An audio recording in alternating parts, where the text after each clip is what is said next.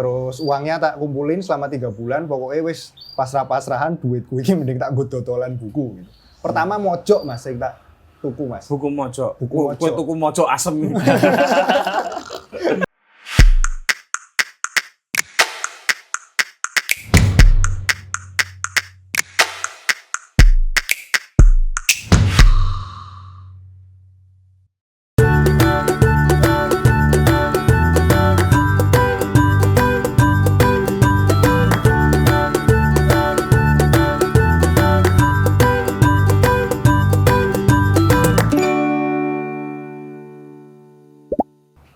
Halo teman-teman, ketemu lagi dengan saya Kepala Suku Mojok dan ini siang yang lumayan panas, sumuk, Cerah tapi alhamdulillah cerah dan saya mendatangi 2 striker literasi di Jogja, Andre dan Bagus. Kalau Bagus tuh aku ingat nama belakang Bagus Panuntun. Bagus Panuntun.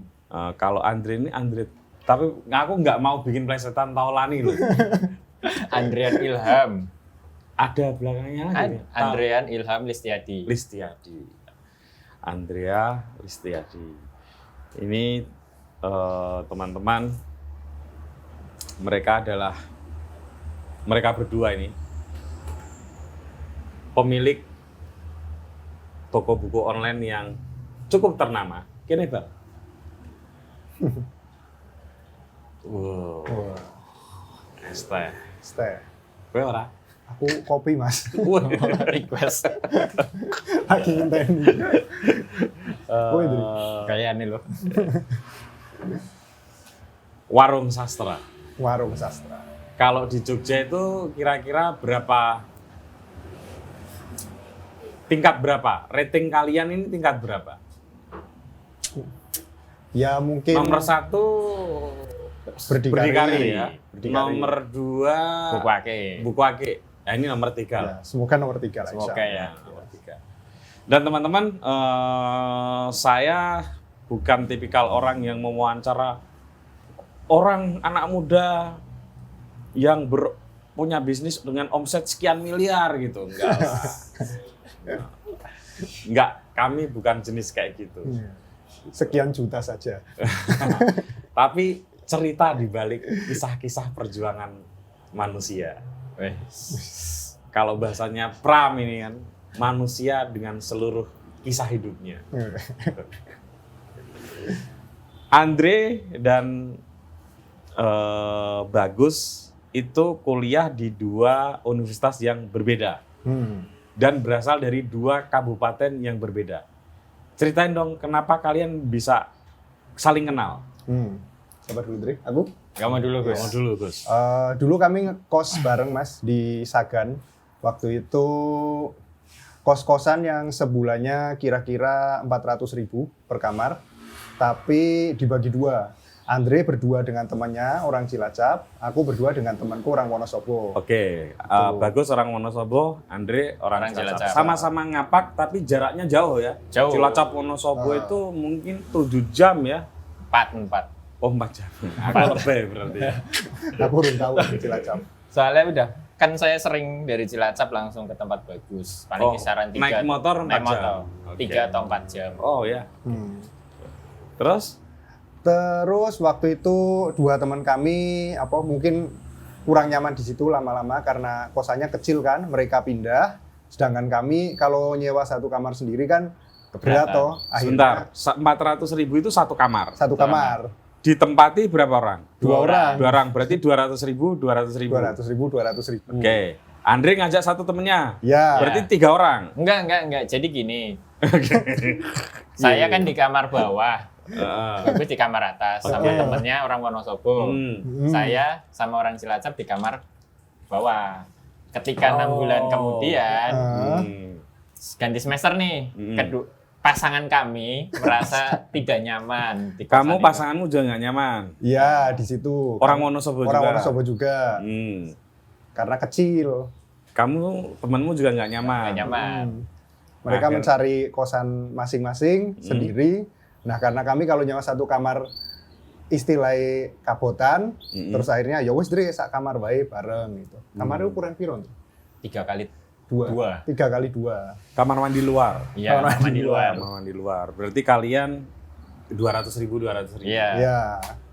Akhirnya satu kosan bareng di situ ya jadi temen lah istilahnya awalnya di situ. Bagus kuliah di sastra Prancis UGM. Sastra Prancis UGM. Tempat.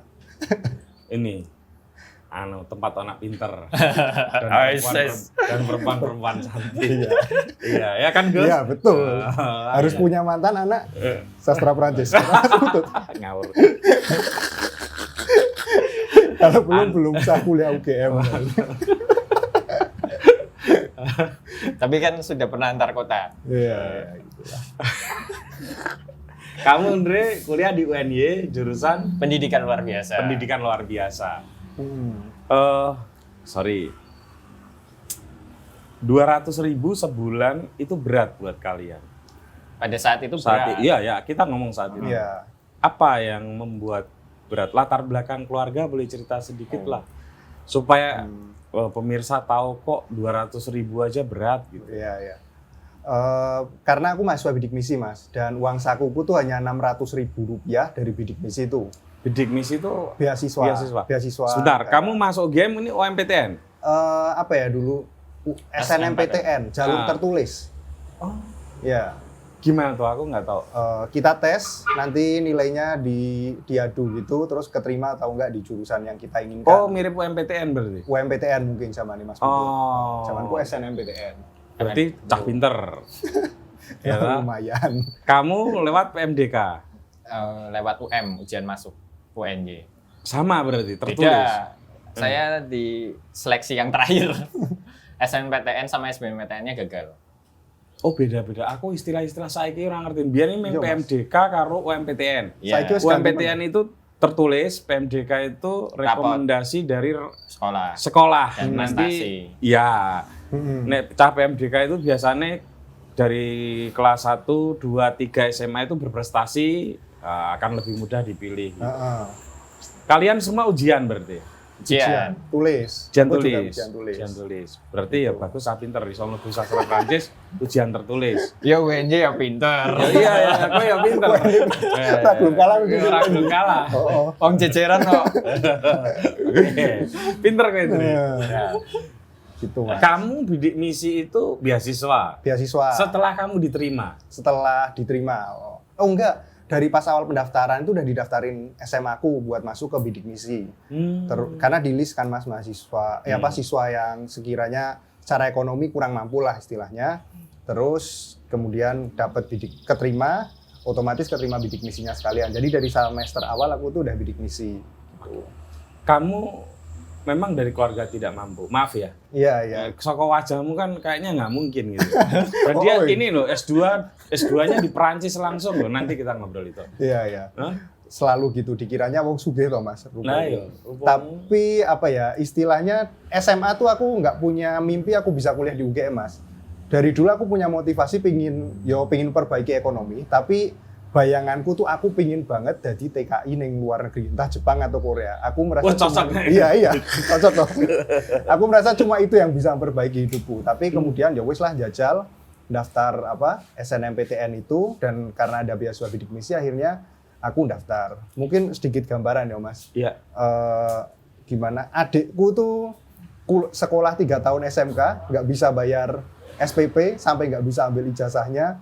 Baru 2 tahun kemudian karena nggak pernah dibayar sama orang tua saya, akhirnya sama sekolahnya dibalikin aja ya, gitulah. Kira-kira kayak gitu. Bayar SPP ya kita bisa ini ya teman-teman bisa gambarin. Kalau Andre kalau boleh tahu latar belakang? Ya kurang lebih sama lah. Kamu katanya dulu ya, aku nggak tahu ini bluffing atau enggak.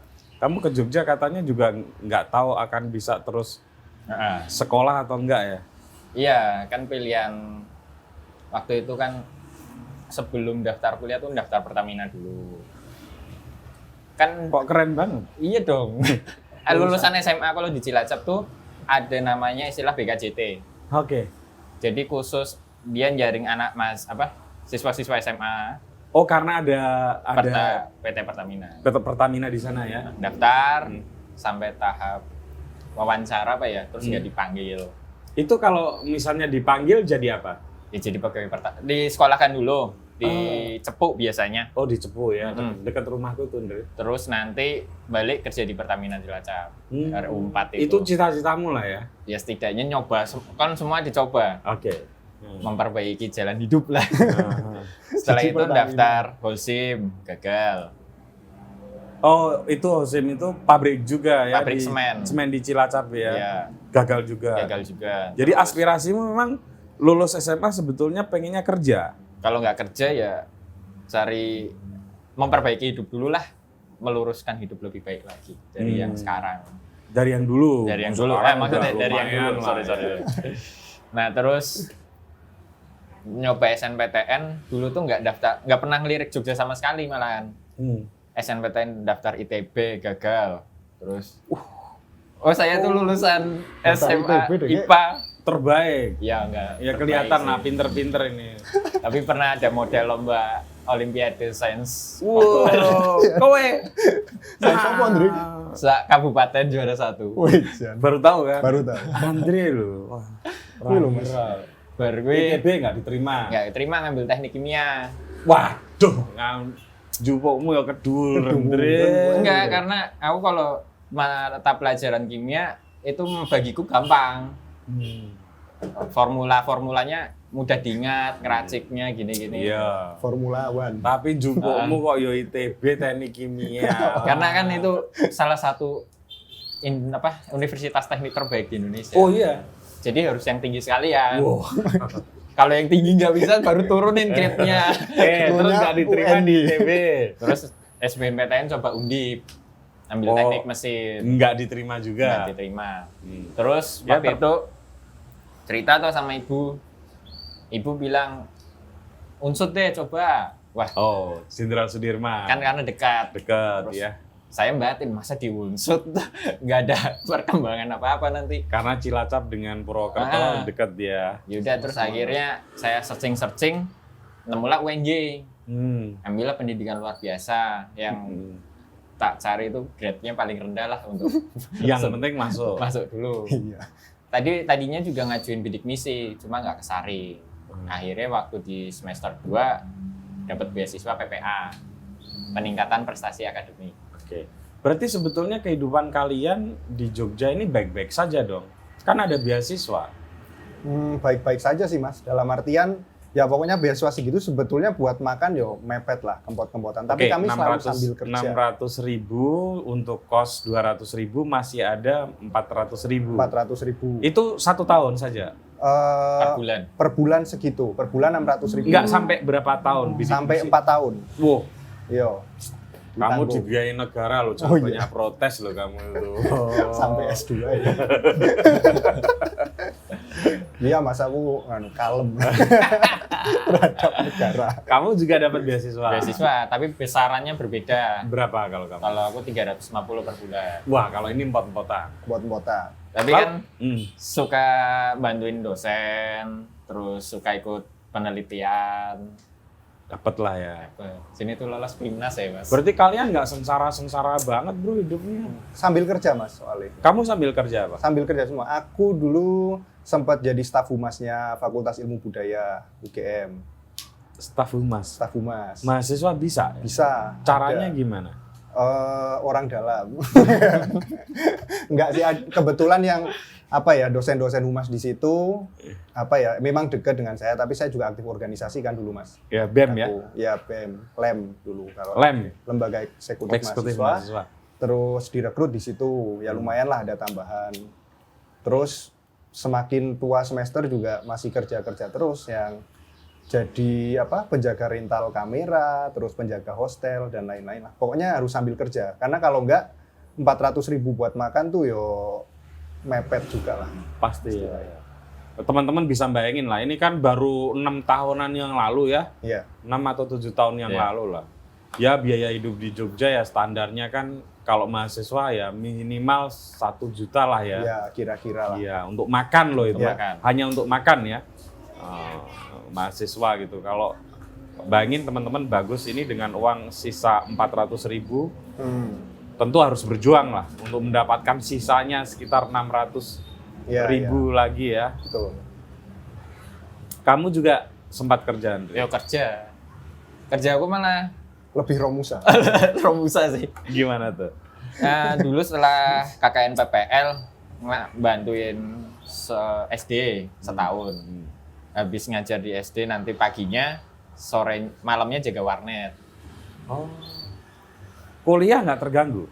Kan waktu KKN PPL udah nggak ada teori. Iya, iya. Oh iya. Teorinya dikit. Aku kayaknya semester 6 udah teorinya dikit banget. Nah, mulai jualan buku itu ceritanya gimana? Kan kalian tadi ceritanya di kos akhirnya berkoalisi dalam satu kamar. Iya. Padahal nggak terlalu kenal ya? Awalnya nggak kenal sama sekali, tapi sejak Oh, walaupun di enggak. tingkat atas dan bawah nggak kenal? Ya, kenalan saat itulah. Kami sama-sama baru datang, terus karena sama-sama ngapak kan mungkin ya. Oh. Jadi langsung deket. Oh. Iya, waktu itu sama-sama lagi beres-beres kamar lah ya masih beres-beres kamar. Di tempat kosnya Burini namanya. Semingguan lah baru akrab ya. Iya, semingguan baru akrab. Terus akhirnya satu kamar makin akrab. Ya makin akrab. Makin akrab. Gitu. Kamu belum memutuskan untuk bisnis buku nih? Belum Mas, itu lama kemudian. Iya, Jadi gimana tuh? Ceritain dong. aku kan beasiswa bidik misi 4 tahun. Ya. Aku 4 tahun belum lulus waktu itu. Oke. Ya, jadi semester 9 itu udah nggak dapat beasiswa bidik misi. Cuman gini, kuliahnya tetap gratis, nggak bayar apa sih istilahnya SPP lah. SPP. Iya, SPP. Tapi uang saku udah di stop. Oh. Jadi aku mesti kerjakan waktu itu, aku kerja jaga rental kamera sambil skripsian. Cuman di situ penghasilannya ya seperti kebanyakan di Jogja masih di bawah UMR, juga mepet banget toh. Iya. Buat sangu. Pokoknya aku kerja di situ 3 bulan, akhirnya gajinya wah iki aku kudu dodolan sesuatu untuk duit meneh iki, dan kerja juga nggak betah lah. Karena sehari 8 jam selama 6 hari. Oh, itu kerja di rental kamera ya? Iya. Itu 8 jam? 8 jam, 6 hari aku di situ. Terus uangnya tak kumpulin selama 3 bulan, pokoknya wis pasrah-pasrahan duitku ini mending tak nggo dodolan buku gitu. Pertama mojok Mas, sing tak tuku Mas. Buku mojo. Buku mojo. Kue tuku mojo asem. Buku mojo. Pertama buku mojok. Beli buku mojo. Dibatasi kan pertama belanja harus 500.000 kalau nggak salah. Pembelian pertama. Pembelian pertama. Iya. Nah itu 500.000 dari gajiku tak buat beli buku mojok, terus tak foto. Oh, tapi sebelum itu ya namanya bukan warung sastra sih dulu. Iya. Iya Bu, ini Bu. Jadi nggak apa-apa mah. Punya Mas bagus ini. Oh iya. Makasih Turun Bu. Waktu itu namanya kalau boleh tahu apa?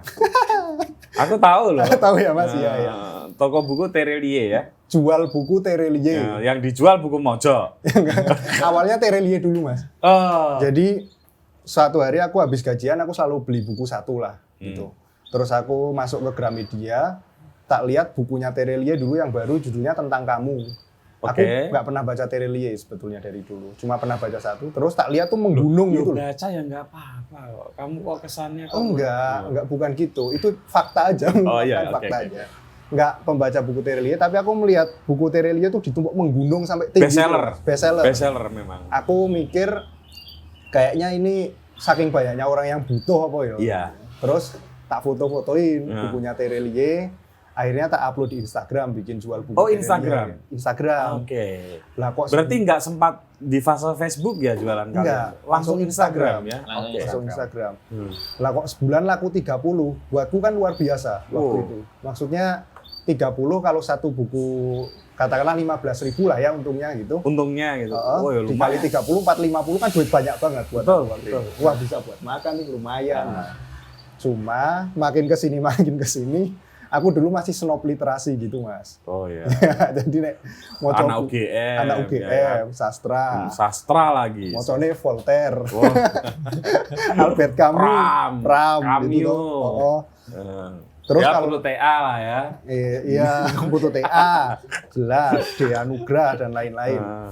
Kok nek COD-an Terelie gitu. Aku nek COD-an karo dingkluk ngene kuwi lho Mas. Terus wah, apa ya, makin kesini udah sebulanan itu akhirnya nyoba penerbit-penerbit lain yang indie. Dulu kan lagi zamannya Pocer, Pojok Cerpen, Pojok dan lain-lain. Iya. Akhirnya kayak punya misi, ini Terelie itu udah dipromosikan berlebih sama toko buku mayor gitu kan. Kalau kita jualan ini, siapa yang ngepromosiin Putut EA waktu itu, misalnya Rusdi Madhari dan lain-lain, Albert Camus, Voltaire. Wah, aku meh gawe koyo pojok cerpen yang buku indie. Pokoknya ora dodolan buku Terelie karena menye-menye dulu snob literasi seperti itu. Kalau sekarang hal yang tidak perlu lah ya. Tidak perlu. Karena Terelie itu luar biasa. Bagus. Anak-anak SMP jangan salah loh. Bahasanya Terelie ya. Mereka mengakrabi literasi lewat karya-karya Mas Terelie. Iya. Kalau sekarang orang mau baca aja udah bagus mikirnya gitu. Iya. Jadi ya buku apa aja dijual. Sekarang dijual. Ya. Terus jualan itu Andre belum ikut jualan. Andre belum ikut jualan. Masih Romusa. Masih Romusa, Mas. Aku jualan sekiranya 1 tahun, itu penghasilan ya udah lumayan lah sebetulnya lah, katakanlah. Jadi kamu, sorry ya, motretin sendiri, bungkusin sendiri, ngirim. Iya. Masih seputaran Jogja, COD. Online udah online Mas. Ya udah lumayan lah, setahun lah pembeli, katakanlah bisa bungkus 100 per bulan, udah bisa buat penghasilanku lah. Artinya kamu udah nggak kerja lagi di rental kamera lagi, udah cukup lah dari jualan buku. Ya, mending jualan buku malah. Karena waktunya juga ya, terus bisa baca-baca buku. Betul, itu kan luar biasa toh. Terus akhirnya lulus kuliah 2017 Mei kalau nggak salah, aku ngerasa pingin keluar karena dari buku aja kayaknya nggak cukup nih, banyak tanggungan lah keluarga di rumah dan lain-lain gitu toh. Kamu mulai ikut menanggung ini ya keluarga ya? Dari saya kerja pokoknya saya ikut bantu ibu. Prinsipnya seperti itu pada dasarnya. Ya aku harus cari kerja lain nih. Akhirnya aku dapat kerjaan di Subang waktu itu di NGO Korea pokoknya. Tentang apa sih pemberdayaan masyarakat, pembangunan desa gitulah konsepnya. Aku ngomong ke Andre, warung sastra dipegang bareng gimana? Nanti bagi hasilnya segini-segini karena kamu di Jogja segini, aku di Subang segini, kamu tugasnya apa, saya tugasnya apa. Kami selalu gitu Mas, sampai sekarang. Oke. Dan Andre langsung mau? Langsung deal. Nah, kenapa kamu mau Andre? Sebelum masuk ke warung sastra itu saya jualan buku di Buku Cerdas. Yeah. Kamu juga jualan buku juga? Dia akan curhat tuh sama Bagus, Gus, buat nambah-nambah penghasilan apa ya. Terus Bagus ternyata udah punya akun Buku Cerdas. Pasrahin. Oh, kamu buka beberapa akun. Buku Cerdas. Buku Cerdas. Selain jual buku Terelie, kamu punya akun jual buku cerdas. Jual buku Terelie cuma 1 bulan. Habis itu langsung ganti, nemu nama warung sastra, udah. Jadi selama setahun itu tuh jual buku Terelie cuma di awal, terus warung sastra, terus sambil jalan bikin akun namanya Buku Cerdas yang pikirku sih banyak yang minat daftar PNS toh Mas. Oh, khusus untuk melayani buku-buku PNS. Buku pelajaran. Buku pelajaran lah ya.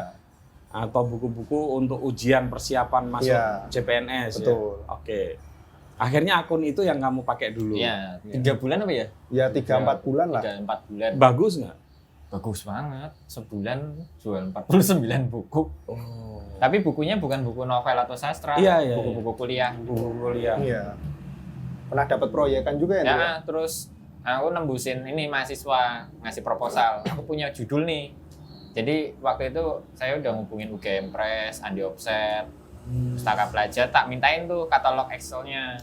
Artinya sebetulnya kalian berdua ini sudah sempat jalan sendiri-sendiri. Sempat jalan sendiri-sendiri, tapi ya dalam arti dalam satu kamar nih. Dalam satu kamar. Aku kan nggak bisa lah pegang buku pelajaran ya, bukan passionnya juga mungkin ya. Tapi kamu ngambil keuntungan nggak dari jualan? Enggak sama sekali. Keren. Tapi Andre kan dulu nggak tahu buku sama sekali. Iya nggak tahu. Iya, buku pertama yang dia baca itu kan buku. Para bajingan yang menyenangkan. Tapi ya gitu. Ya pebisnis buku kan tidak ini ya, tidak harus baca buku awal-awal. Iya. Perlu sentuhan orang kayak Andre. Iya. Akhirnya digabung tuh bisnisnya. Akhirnya digabung setelah itu. Merger. Tapi ya lebih fokus ke warung sastranya. Fokus ke warung sastra. Iya. Nah di tangan Andre lah kemudian ya harus diakui ya, bagus ya, warung sastra kemudian melejit. Apa kuncinya Andre? Kuncinya ya mau belajar dan konsistensi Mas. Waktu itu kan saya kan bukan anak sosmed ya Mas. Betul. Bukan anak Kamu sosmed. bukan anak gaul lah ya.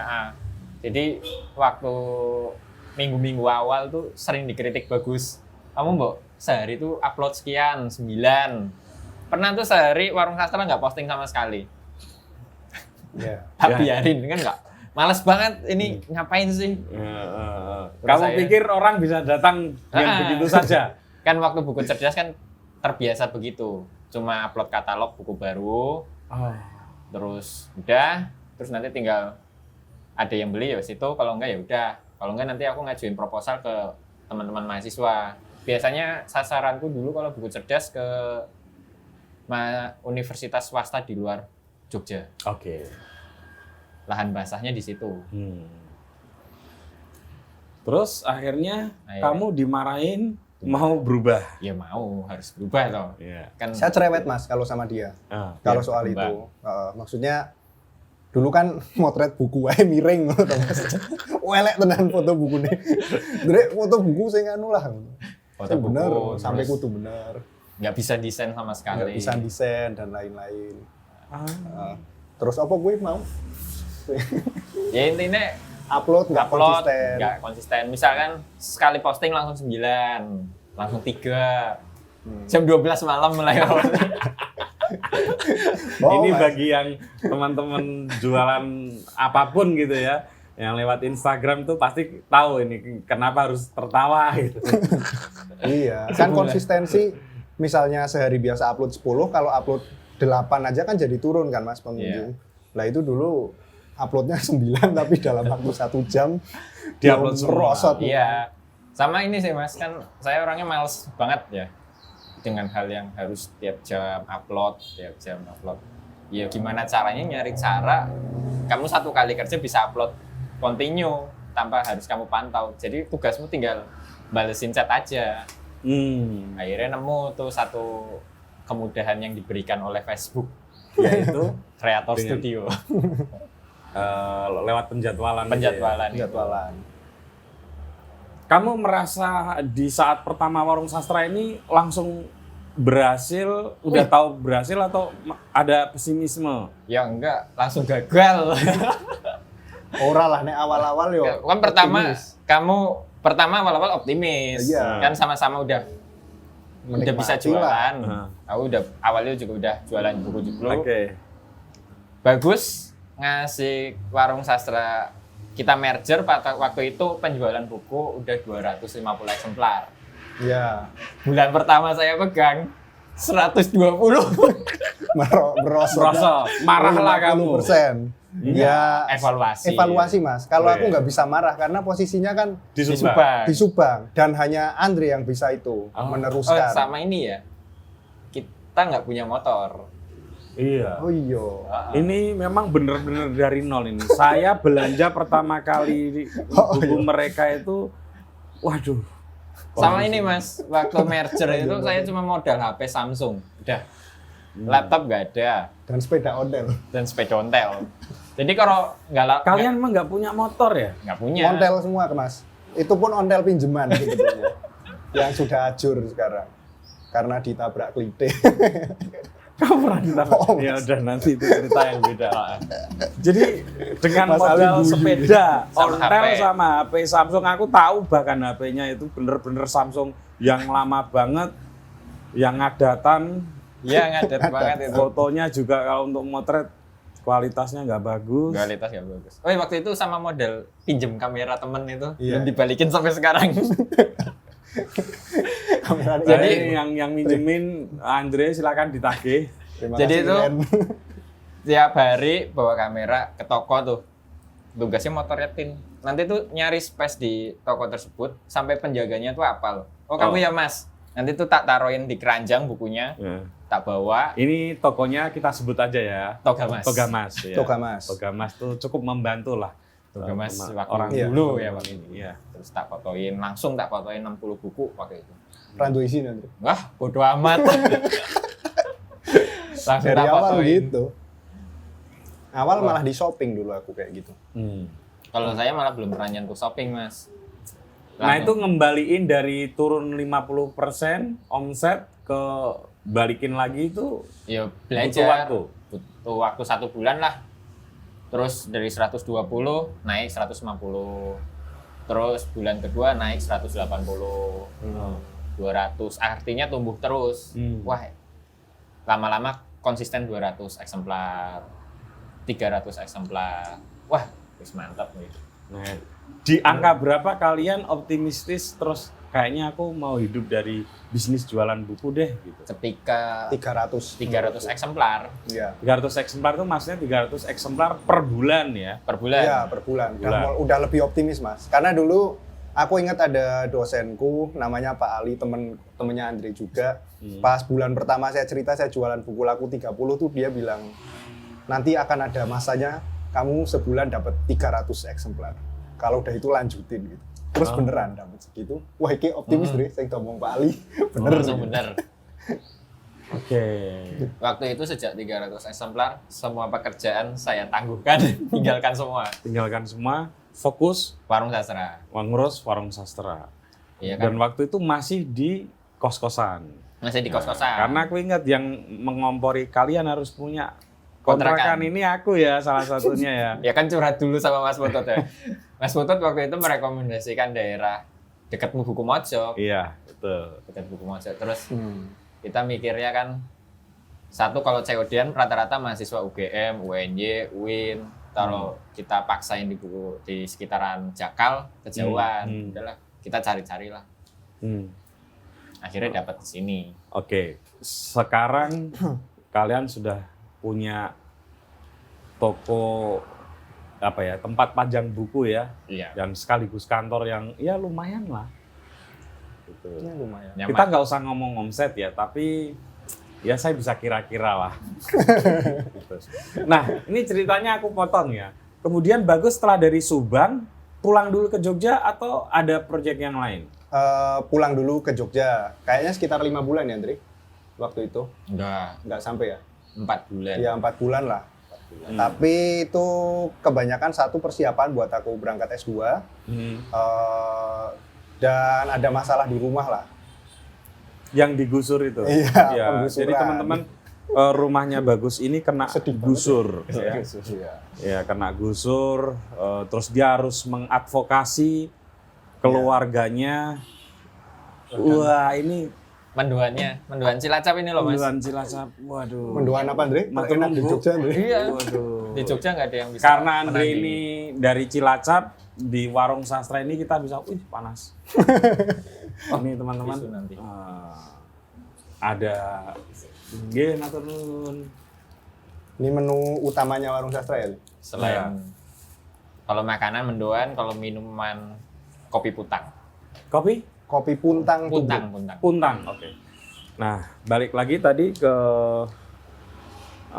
ke Bagus. Bagus itu keluarganya dan beberapa tetangganya ya, ada berapa Bu? 31 kakak, Mas. 31 kakak itu kena penggusuran dan dia harus mengadvokasi. Wah, ini aktivis lah. Jadi ya alhamdulillah banyak dibantu teman-teman aktivis lain ya, Gus ya. Luar biasa banyak dibantu, terutama dari LBH Jogja waktu itu. LBH Jogja.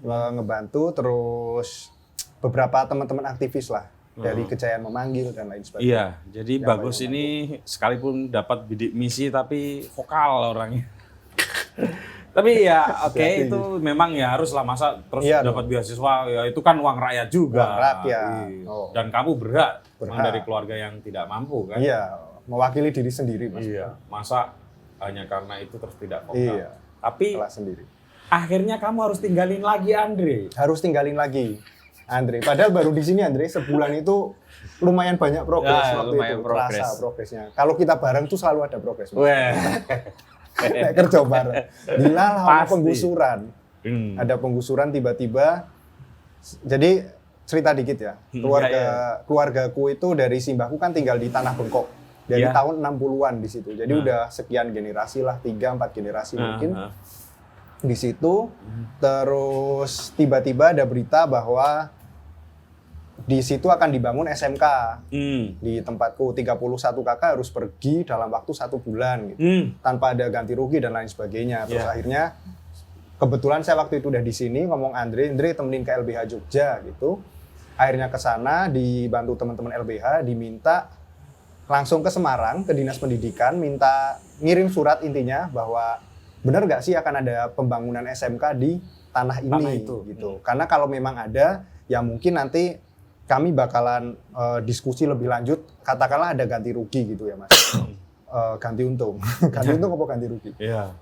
Ternyata tidak ada pembangunan SMK di situ. Itu balasan langsung dari Dinas Pendidikan Jawa Tengah. Gitu. Nah, terus ya kemudian kami melakukan advokasi dan perlawanan lah istilahnya. Karena aku sendiri sangat tidak percaya pada kalimat pembangunan itu membutuhkan pengorbanan atau pembangunan membutuhkan korban. Bagiku ketika ada pembangunan itu bukan harus ada yang dikorbankan, tapi harus ada yang dimuliakan gitu loh mas. Iya toh mas.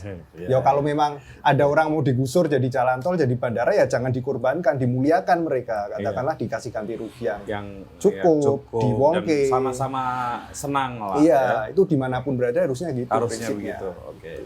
Akhirnya ya diadvokasi, ya sampai sekarang alhamdulillah rumah saya masih di sana sih mas.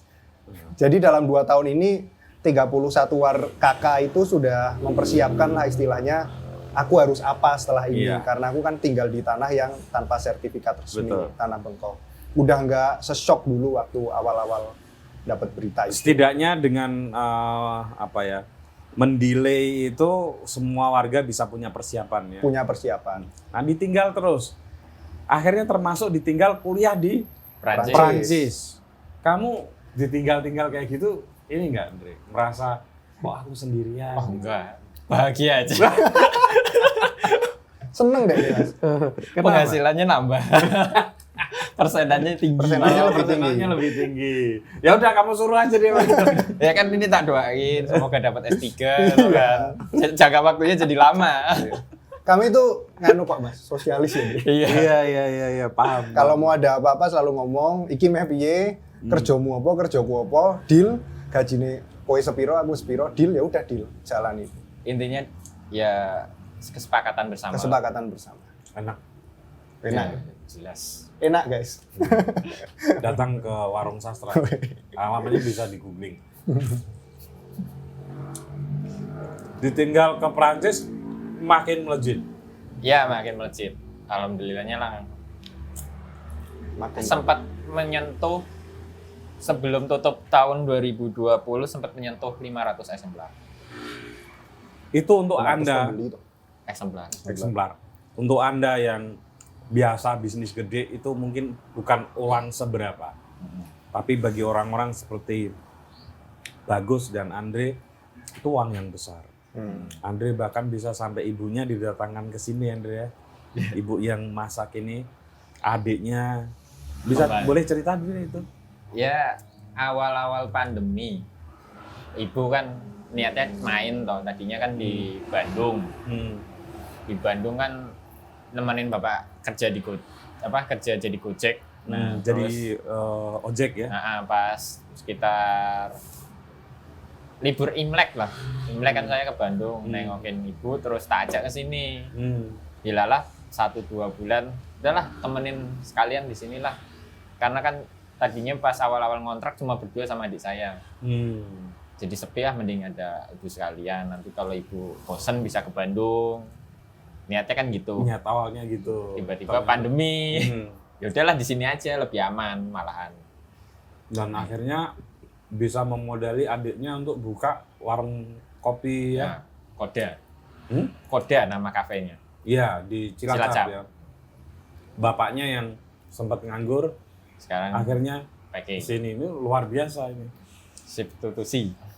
Hebat banget ini. Jadi dari seorang mahasiswa yang kesulitan hidup kemudian bisa mengkonsolidasikan keluarganya untuk tinggal di sini dan bahkan memodali adiknya untuk kafe. Untuk bikin usaha lah, warung kopi gitu. Dan laris ya katanya. Alhamdulillah laris. Gus, ya, Mas. Kamu sekalipun sudah master gitu dan mungkin mau melanjutkan ke S3 mungkin ya, doanya dia sih. Ya, amin. Amin ya. Kamu menganggap apa dengan warung sastra ini? Aku memang suka baca mas, dari dulu pada dasarnya suka dunia sastra, menggeluti itu buku. Jadi ketika ada warung sastra tuh aku merasa ada wadah yang bisa menyalurkan minatku ke orang-orang lain lebih banyak gitu. Misalnya ketika aku belajar tentang sastra Prancis, tapi ketika cuman aku sendiri yang tahu, rasanya itu ada yang kurang. Dengan warung sastra, aku bisa bikin katakanlah konten-konten cerita warung sastra gitu. Kalau di story yang ngomongin tentang siapa sih misalnya Albert Camus atau Émile Zola misalnya. Terus memperkenalkan berita-berita sastra itu, update berita sastra katakanlah yang menang Nobel sekarang siapa ke orang. Jadi ada kemarin terakhir ada yang ngirim komentar ke warung sastra intinya terima kasih Min, meskipun saya bukan basic sastra, tapi setiap baca story-nya warung sastra ngerasa excited gitu. Nah, hal-hal kayak gitu bikin aku semangat di sini gitu. Kayak ya bisnis tapi juga sesuatu yang disenengin di dunia buku.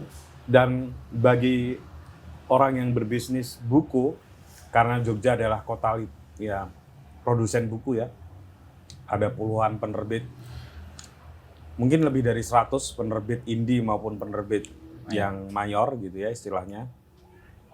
Orang-orang seperti Andre dan Bagus ini dengan warung sastranya ini membantu juga roda perekonomian para penerbit. Jadi dunia literasi ini bergerak karena ada hulunya yang membuat buku dan ada ujung tombaknya ini teman-teman yang jualan online. Itu banyak sekali di Jogja, termasuk mereka ya 3 besarnya warung sastra ini. Kalau kamu sendiri, Indri, Warung sastra. yakin dengan warung sastra ini? Harus yakin. Harus yakin. Yakin banget Mas. Walaupun kondisi saat ini sedang turun, tapi setidaknya yakin akan naik lagi dan akan bisa bertahan.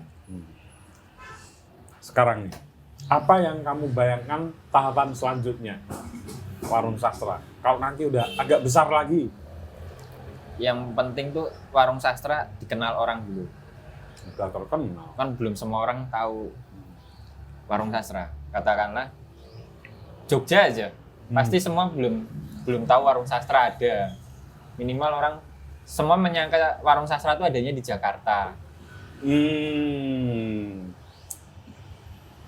Belum tahu kalau sebetulnya kantornya ada di Jogja. Nah, pertama itu. Yang kedua, harapan kami kalau orang pengen beli buku, ingatnya warung sastra. Kalau pengen beli buku sastra. Kalau pengen beli Terutama buku beli sastra. Atau mereka merasa teredukasi dengan konten-konten kami melalui story, Jadi tertarik dengan sastra. postingan, TikTok, terus semakin tertarik terkait bacaan bukunya yang sastra, novel, dan lain sebagainya. Tadi yang kita ceritakan kan hanya awal-awalnya yang berat. Pernah nggak ada cobaan di tengah-tengah jalan gitu yang membuat, aduh ini kayaknya kok agak nggak menjanjikan lagi ya gitu? Pernah nggak? Ya, Kayaknya enggak ya, lurus-lurus aja ya. ya mungkin nggak saya anggap cobaan ya Mas. Naik turun kan kayaknya biasa gitu ya. Dinamika biasa, tapi nggak ada yang sampai dalam artian wah piye iki ambruk wisan. Tapi soalnya begini, ada banyak toko buku online, ya saya tahu persis lah. Bahkan termasuk yang besar. Kemudian harus mengalami goncangan ekonomi gitu. Baik karena kekeliruan dalam berbisnis maupun hal yang lain. Kalian meneliti nggak apa sebab-sebab mereka gagal? Ini banyak loh kasus-kasus ini. Banyak. Mau yang kecil maupun yang gede ya. Supaya warung sastra tidak mengalami hal yang serupa. Banyak banget sih Mas. Salah satunya perhitungan ekonomi, cash flow. Itu yang sering terjadi. Yang kita dengar dari teman-teman buku, salah satu faktor utamanya yaitu cash flow. Yang kadang pembeliannya pengeluarannya lebih besar daripada pemasukannya. Sama inovasi yang kurang. Gimana Gus? Kami tuh meskipun waktu saya di Prancis, Andre di sini, katakanlah tiap minggu selalu ngobrolin tentang warung sastra, Mas. Jadi kalau ada yang sekiranya mulai melempem akun atau apa ya ada evaluasi di situ. Selalu ngomongin lah soal itu. Katakanlah kami pernah dalam 1 bulan itu memberi diskon yang coba berlebih.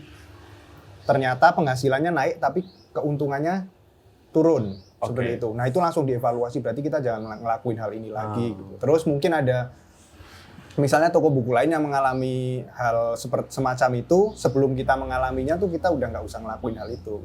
Kami selalu update hal itu. Apalagi ketika udah bareng di sini yang ngobrolin kayak gitu udah jadi obrolan sehari-hari sih. Ada 2 yang setahu saya sedikit-sedikit kan ya ikut memperhatikan ya bagaimana, karena ini sekarang toko buku online adalah tadi itu adalah barisan terdepan untuk perkembangan literasi di Indonesia. Kalau yang bisnis oriented ya. Iya. Dan itu butuh ya. Tapi kalau enggak ya teman-teman yang bikin pustaka-pustaka di daerah-daerah. Nah, kalau itu kan lebih ke ini ya, apa ya, sukarelawan gitu ya. Tapi bisnis kan nggak bisa sukarelawan terus. Iya. Buku itu ada dan terus diproduksi karena ada lini bisnisnya yang berkembang. Kalau enggak ya industri buku akan ambruk. Nah, salah satunya yang membuat industri buku itu terancam ambruk, salah satunya ya, ada banyak faktor, adalah ketika toko-toko buku online mulai kolaps. Ya kan? Kalau aku perhatikan ada 2 nih, Andre. Yang pertama adalah kekeliruan ketika menghitung pengen scale up. Iya. Ya. Jadi misalnya punya stok buku, let's say stok bukumu sekarang berapa? 2.500 judul. 2.500 judul ya. Berarti anggaplah 10.000. Masing-masing 4 ya, anggaplah ya. Dengan omset X gitu ya. Per bulan. Iya. Ini 10.000, ini 2.500 judul nih. Kamu keluarin duit lebih gede lagi untuk mengejar katakanlah 5.000 judul. Iya. Iya kan? Dengan asumsi akan terjadi pengali dari omset X. Padahal yang terjadi sebetulnya nggak seperti itu. Iya. Betul. Nah dari situ biasanya ada kegoncangan tuh. Satu, cash flow-nya udah terlanjur dikeluarin, kan ada yang beli putus, ada. Tapi kalian kebanyakan konsinyasi. Konsi. Ya, itu termasuk strategi yang bagus tuh. Tapi dengan anggapan itu, kalau kita tambah judul bukunya 2 kali lipat atau setengah kali lipatnya lagi, kita akan tambah omset. Itu nggak selalu terjadi. Tidak sematematis itu ya. Tidak sematematis itu. Betul. Dan kebanyakan ya kegagalan atau mengalami cobaannya itu toko buku online itu pertamanya di situ. Baru yang kedua ya namanya pebisnis pemula gitu. Biasanya uangnya dipakai untuk ini itu gitu. Iya. Boleh sih uang kerja kita, tapi yang dipakai itu seharusnya ya keuntungan. Kamu keuntungan sebulan ya kamu mau pakai untuk apalah itu ya terserah kalian. Tapi bisnis itu kan harus ada yang dijaga ya di cash flow-nya untuk bisnis itu sendiri. Ya walaupun aku bukan pebisnis, aku memperhatikan rata-rata ada di situ celah lubangnya. Gimana kalian mengantisipasi itu? Soal itu ya, kami hati-hati soal pengeluaran uang sih Mas. Dari dulu. Enggak, dari awal mungkin ya bilang ke Andre, awal maksudnya ketika udah mulai maju ke atas, Andre, kita nggak perlu langsung jadi ikan yang berada di kolam besar, ikan besar yang berada di kolam besar gitu. Pokoknya kita jadi ikan kecil di kolam kecil tapi sehat di situ, nggak apa-apa gitu. Jadi pokoknya sejauh Warung Sastra ini masih bisa membiayai keluarga kami masing-masing, karena sebenarnya Warung Sastra itu bisnis keluarga Mas. Jadi sekarang yang bantu ini selain keluarganya Andre, tadinya adiknya Andre, adik saya juga kerja di Warung Sastra. Sekarang? Iya. Di sini? Enggak. Dari Wonosobo yang ngedesain. Adik saya dan istrinya. Wah. Ya, jadi gitu. Itu keren loh. Iya, Nggak usah bisnis merasa keluarga. ini. Gitu. Ya siapa yang harus kita berdayakan dulu kan? Keluarga teman-teman dekat. Iya. Nggak usah mikir Indonesia dulu bro. Betul bro. Keluarga sih bro. Keluarga dulu. Iya. Gitu. Selama bisa mencukupi orang-orang itu, terus kami masih bisa nabung buat kami berdua gitulah. Yo nabung-nabung. Piro untuk Sejuta, 2 juta. UMR Jogja lah, ya lebih lah ya, katakanlah. Banyak lah tabungan. Untuk Tidak persiapan perlu nanti ya. menikah ya. Itu ya udah nggak apa-apa gitu. Karena apa ya? Sebetulnya dari dulu kita nggak mengimajinasikan hidup sampai di titik ini, Mas. Betul. Kalau dulu pas kuliah ya mikirnya lulus kita bisa kerja, yang penting bisa buat makan aja gitu. Nggak ada kerja passion, bisa baca buku sambil kerja dan lain-lain. Jadi apa yang udah kita dapat hari ini tuh sebetulnya udah melebihi ekspektasi gitu loh. Jadi kami nggak yang langsung pingin cita-cita muluk-muluk, katakanlah warung sastra buka 5 cabang dan lain-lain. Kalau baru bisa 1 cabang ini tapi kita cukup dan bisa menghidupi kita, ya mending fokus di situ gitu. Iya. Iya. Kayaknya kita sekarang ini di era pandemi mesti harus banyak paradigma semacam ini, Bu. Kecil tapi sehat. Kecil tapi sehat. Ya, kecil tapi semua terukur dan tidak membuat kita stres. Iya. Gitu. Saya cukup beruntung misalnya kayak di Mojo ini krunya juga nggak banyak. Sehingga kalau ada apa-apa itu saya sebagai pimpinan yang paling bertanggung jawab ya, itu ngerti resiko-resikonya. Terukur, resikonya itu terukur. Jangan melakukan pergerakan yang resikonya tidak terukur. Di buku Mojo ya, walaupun aku aku hanya pendiri di sana ya, tapi mereka semua bahagia sekarang. Iya. Memang nggak menjual buku banyak, nggak menerbitkan buku banyak, tapi mereka bisa mengukur labanya berapa, kenaikan gaji mereka itu berapa, ya kan? Mereka masih bisa bersenang-senang karena mencintai dunia buku, ya, tidak punya tekanan untuk harus begini, harus begitu. Saya bayangin dulu kalau misalnya agak terbujuk oleh banyak hal untuk melakukan scale up besar-besaran dan kena pandemi. Iya. Aku pernah punya bisnis dan ditutup. Oh iya. Hal yang banyak, beberapa, termasuk warung makan. Hal yang terberat, memecat karyawan. Betul. Bisnis rugi itu paling bikin kita nggak tidur 2-3 hari. Tapi memecat karyawan itu untuk orang sepertiku itu bisa bikin perasaan bersalah yang panjang sekali. Iya. Kenapa sih kok nggak berhasil? Kenapa harus ada orang yang kehilangan pekerjaan dengan bisnis yang aku geluti ini? Itu berat. Nah, aku tuh suka sekarang mulai ya sebelum pas pandemi ya belajar lagi tentang Shoemaker ya, tentang kecil itu indah, kecil itu bahagia, kecil itu ya kita pandai-pandai mengukur diri gitu. Betul. Apalah gunanya kelihatannya bisnisnya gede tapi utangnya banyak, harus dikejar target. Kalian menikmati ini semua? Menikmati sekali. Masih bisa makan mendoan makan buatan mendoan. ibu ya kan? Iya. Kerjanya bisa sambil tiduran. Iya. Masih sempat baca buku. Malah tiap baca buku pasti kami share kan sekarang Mas di story itu. Iya. Dan itu banyak sekali yang mengapresiasi, misalnya orang jadi pingin baca Emile Zola gitu. Ada orang dari mana? Makassar katakanlah gitu. Pingin baca Emile Zola padahal dia bukan background sastra Prancis, tapi karena tahu dari story kami. Kayak gitu kan sering ya ini. Sering banget. Ya itu Sama. seneng sih, asik. Oke, sekarang yang terakhir. Aku pengen kalian memberi masukan satu ke pihak penerbit ya sebagai kolega kental ya. Karena kalian nggak mungkin jualan buku kalau nggak ada terbitan buku nih.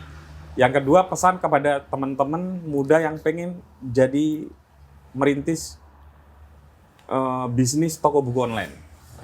Gimana tuh pesan kalian untuk para penerbit dulu deh? Banyak sih pesannya. Iya, nggak apa-apa. Tapi sampein takut. aja. Tapi takut. Soalnya konsinyasi Mas nggak enak. Nggak apa-apa ya. Iya. Orang literasi harus fair dong. Oh, iya, Dengan iya, kritik dan saran dong. Yang pertama, diskonnya ditambahin. Itu yang penting. Diskonnya ditambah. Buku Mojo udah gede banget bro. Iya. Iya. Ya, minimal Kayak yang lain. minimal kayak buku Mojo. Minimal kayak buku Mojo. Wah, kendel ya. Terus yang kedua, mungkin teman-teman penerbit, katakanlah penerbit indie, mungkin kalau bukunya udah mulai jalan, lebih memperhatikan kualitas cetakan. Kualitas cetakan. Karena itu juga, kami kan di ujung tombak penjualan, Betul. selalu dapat komplain, misalkan ini buku bajakan ya Min, padahal kita ngambil langsung dari penerbit, dan Dapat bintang 1 di dapat Shopee, bintang kadang 1. nyesek juga ya. Aduh. Nyesek. Dan itu Gara-gara beberapa kali. dikira itu bajakan. Bajakan. Padahal buku di Padahal Warung kualitasnya memang. Betul. Kualitasnya. Berapa gitu. Iya, itu yang sangat disayangkan sih. Nggak cuma indie, mayor pun ada yang begitu. Iya. Oke.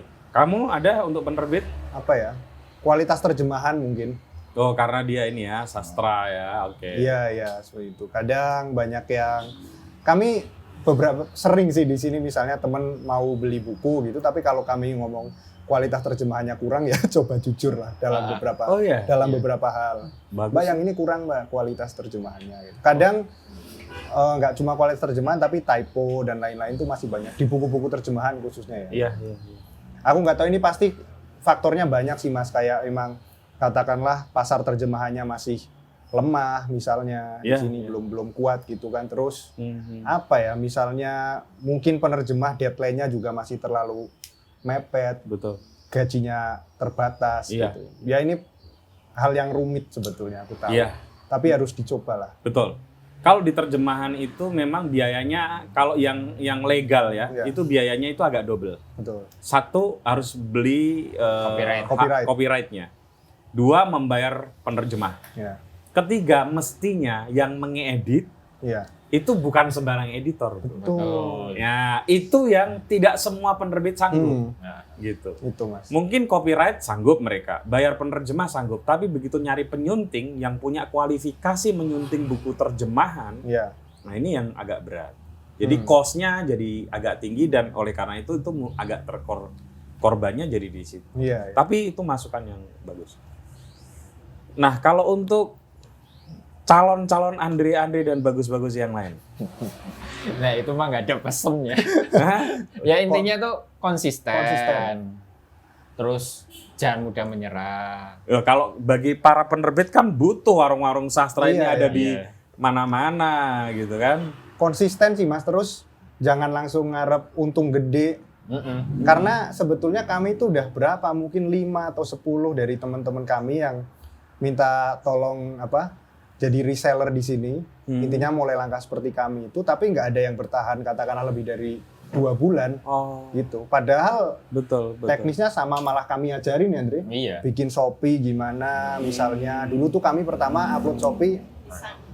Pisang. Kami misalnya upload Shopee dulu sehari 5, ya harus 5 terus selama 1 bulan itu. Kami upload Instagram dari awal bikin tuh dulu 9. Sekarang 15 konten per hari. Ya pokoknya harus konsisten gitu terus gitu. Nanti bulan pertama katakanlah udah ada 10 buku yang terjual, lanjutin. Kamu sambil cari kerja nggak apa-apa misalnya gitu. Nanti lama-lama akan, selama konsisten aku yakin tuh bisnis itu bakal berkembang meskipun lambat gitu. Tapi ya buktinya kayak warung sastra model kayak gitu jalan. Artinya warung sastra sebetulnya membuka peluang untuk pendampingan dan ikut membantu teman-teman yang baru tumbuh ini ngambil buku dari warung sastra ya. Ya belum sih. Dulu maksudnya ngasih saran. Teman-teman deket sih Mas biasanya. Karena kalau buka reseller belum. Kemarin karena cuma ada Andre di sini juga kan kami nggak sanggup istilahnya ngehandle sekian banyak reseller gitu kan. Tapi untuk teman-teman deket yang kami kenal baik gitulah.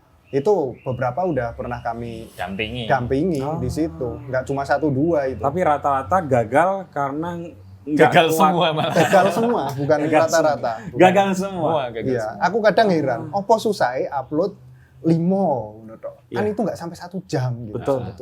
Betul. Konsistensi. Cuman itu doang. Mungkin ini sih.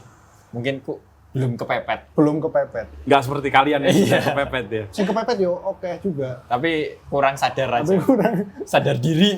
Kadang nggak percaya kayaknya dibilangin kami gitu. Padahal ya awalnya gitu. Ngeles ya dewek ya. Iya, kami juga dulu gitu. Itu sih Mas. Ya kalau mau aku kira nggak hanya di buku ya. Semua kayak gitu di semuanya lah. Kalau ilmu mah banyak di YouTube sekarang, tinggal searching terus dicari. Kalau nemu satu yang menurut kita bagus ya udah lakuin gitu. Iya. Oh, berarti kalian sempat mendampingi beberapa reseller, teman-teman dekat. 10 orang lebih lah ya. Dan semuanya gagal. Semuanya gagal. Gara-gara tidak konsisten. Kan nggak mungkin bulan pertama langsung dapat katakanlah 1,5 juta bersih gitu. Nggak bisa. Ini bisa nyewa kayak gini Andre dan Bagus tuh butuh waktu 3-4 tahun. 4 tahun loh. 4 tahun. Saya itu bahkan teman-teman tahu persis Andre itu mau beli HP second aja mikir. Beli sepeda motor second aja mikir. Tapi kan bertingkat dari mulai beli HP second jadi mau beli motor second. ya sekarang tabungannya udah lumayan banyak ya. Udah ya semoga sukses lah. Ya Mas Amin. Putut. Amin. Dan ini contoh partneran yang menarik karena saling menguntungkan. Saling Saling menguntungkan. Mas. menguntungkan. Oh satu Mas, yang paling penting ini kejujuran Mas. Kejujuran. Kejujuran. kejujuran. Karena sebetulnya Andre kan tak tinggal di sini. Kalau dia mau katakanlah sehari memanipulasi Dua buku aja? dua buku aja, Hmm. 2 pesanan aja. Hmm. Itu dikumpulin sebulan kan lumayan. Banyak. Banyak toh. Tapi enggak ada kayak gitu. Orang nonton sih. Mbak. Enggak lah, aku Enggak. tahu persis. Persis, Andre itu tahu mending persis. dia minta sahamnya lebih gede Iya. daripada dia kayak gitu. Betul. Gitu. Ya kan, Andre? Iya.